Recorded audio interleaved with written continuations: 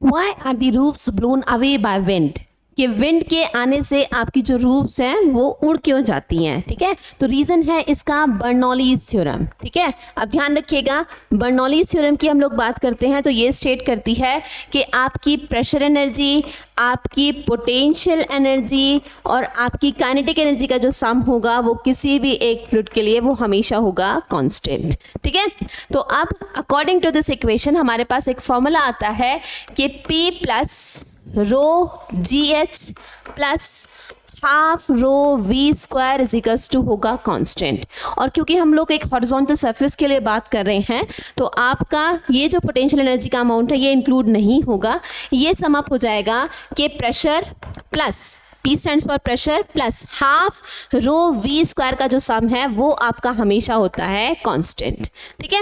अब कांस्टेंट हमने बोला है तो इसका मतलब क्या है कि अगर कहीं पर प्रेशर इंक्रीज करेगा तो साइमल्टेनियसली वहां पर वेलोसिटी कैसी होगी, कम। वाइस वर्सा भी ट्रू है, ठीक है। जहां पर आपकी वेलोसिटी कम होगी वहां पर प्रेशर होगा ज़्यादा, जहां पर आपकी वेलोसिटी ज़्यादा होगी साइमल्टेनियसली वहां पर प्रेशर होगा कम।